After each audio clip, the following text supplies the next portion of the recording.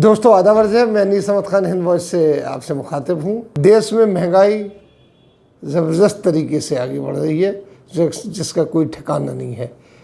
Gas cylinder जो खाना बनाने की गैस होती है घरों घरों में जाती है, उसकी कीमत 1000 रुपये के आसपास एक सिलेंडर की हो गई है।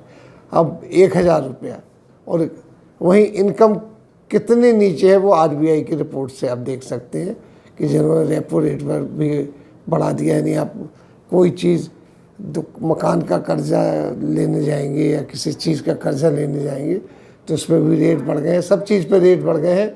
वहीं ये रेपो रेट भी बढ़ा दिया गया है। और महंगाई के आप देखिए, मामूली चीज़ जो डेली काम आती है सिलेंडर गैस के लिए, खाना पकने के लिए, उसके दाम बढ़ा दिए गए हैं। 1000 रुपये तकरीबन पहुंच गई है। इसके ऊपर असदुद्दीन ओवैसी जो हैं, नाम सब जानते हैं, उनका बड़ा अच्छा बयान है। उन्होंने कहा कि कितनी भी कीमत बढ़ जाए लेकिन हमारे मोदी जी को कोई फ़र्क नहीं पड़ता है, क्योंकि वो कीमतों पे और महंगाई पे और किसी चीज़ पे चुनाव नहीं लड़ते हैं। उनका चुनाव है सांप्रदायिकता के ऊपर। सांप्रदायिकता की घृणा फैल रही है, उसमें कोई कमी नहीं आ रही है। रोज़ लिंचिंग हो रही है, रोज़ मारकाट हो रही है, रोज़ लाउड स्पीकर हनुमान चालीसा के ऊपर झगड़े हो रहे हैं। ये तो वो जगह के नाम आते हैं अखबारों में जो बड़ी जगह है, छोटी छोटी जगह इनसे ज़्यादा भी हो गए हैं, उपद्रव हो गए हैं। दुकानें नहीं लगाने देते मुसलमानों को मंदिर के सामने, या दुकान बाज़ार से भी हटा देते हैं कि नहीं यहाँ पे नहीं लगेंगी, मुसलमानों की दुकानें नहीं लगेंगी। गोश्त की दुकानें तकरीबन बंद होती ही चली जा रही है, क्योंकि गोश्त वालों से बात करने पे वो कहता है कि हमें झगड़े से मतलब नहीं भैया, एक मकान में टूट फूट जाएगी, शीशा टूट जाएगा, एक शीशा ही 10-15-20 हज़ार रुपये का आता है, हम कहाँ से लगवाएंगे। लिहाजा इससे अच्छा कि हम बंद करके कुछ देर बैठे रहेंगे, इसी में हम परचून की या सब्जी की दुकान खोल लेंगे। दुकानें बंद हो रही हैं बिज़नेस की। आप देखिए चमड़ा उद्योग भी बिल्कुल ख़त्म होता चला जा रहा है, क्योंकि जब चमड़े का काम ही नहीं होगा, उस पर रिस्ट्रिक्शन होंगे तो वो कम होता चला जाएगा। लेकिन हाँ, वैसे तो कम हो रहा है, लेकिन दूसरी चीज़ आप ये देखिए कि बांग्लादेश में हमारे यहाँ का चमड़ा खूब बिक रहा है, क्योंकि हमारे यहाँ से जानवर तस्करी होके बांग्लादेश जाते हैं।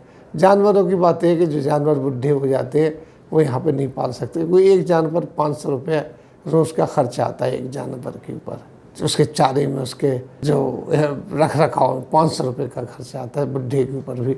अब उसको आदमी कहाँ तक रखे? किसान एक गरीब आदमी जो खुद खाने के लिए नहीं है, वो कहाँ तक रखे?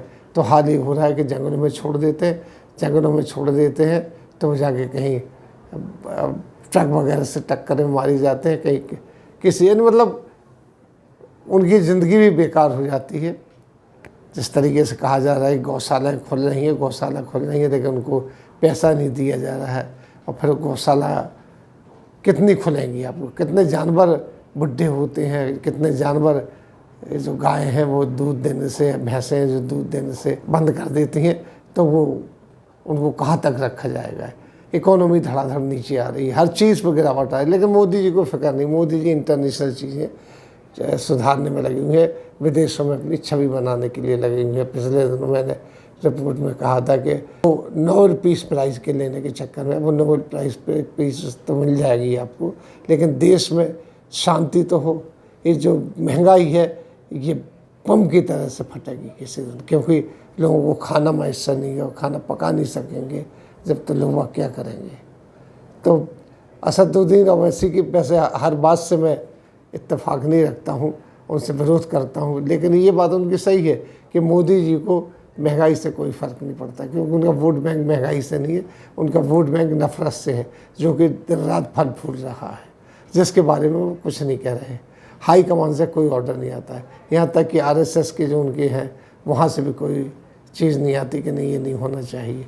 उनके छोटा लीडर इस बात को गलत नहीं कहता। हाँ, और छोटे लीडर तो इस बात को सही कहते हैं कि हाँ, जो कुछ हो रहा है देश में वो सही हो रहा है, इन मुसलमानों के साथ ऐसा ही होना चाहिए। अब जैसा है देश की हालत क्या होगी, कैसे होगी, ये देखने की बात है। लेकिन हाँ, सिलेंडर के दाम 1000 रुपये बढ़ गए। एक नींबू खरीदने जाए तो 5 रुपये का एक नींबू आ रहा है, जो कि 8 आने, 4 आने और ज़्यादा से ज़्यादा 1 रुपये के आसपास, 1 रुपये के 2 नींबू मिलते थे। सब्जियों के दाम, जो सब्जी है उसके दाम बढ़ गए, गोश्त के दाम तो पूछ नहीं, वो बताऊंगा भी नहीं मैं यहाँ पे कि कितने बढ़ रहे हैं। ये सब चीज़ें, हर चीज़ महंगी हो रही, कोई चीज़ सस्ती नहीं है। पेट्रोल के दाम कहीं से कहीं तक पहुँच गए। रिसेंटली आज जो गैस के, खाना पकाने के गैस के दाम बढ़े, जो घरेलू चीज़ के है, तो उसके ऊपर ये बात निकली और ओवैसी का ये बयान आया। मुझे लगा कि बयान तो सही है, जैसा ओवैसी ने कहा बात तो सही कह रहे हैं वो। हालांकि उनकी बातों को मैं बिल्कुल इत्तेफाक नहीं रखता, लेकिन हाँ कोई बातें होती हैं कि जिनको कहना चाहिए हाँ वो सही कह रहे हैं, तो ये बात तो बिल्कुल सही है। इसी के साथ हम आपसे लेते हैं विदा, अगले अंक में फिर हाजिर होंगे, तब तक के लिए दीजिए हमें इजाज़त।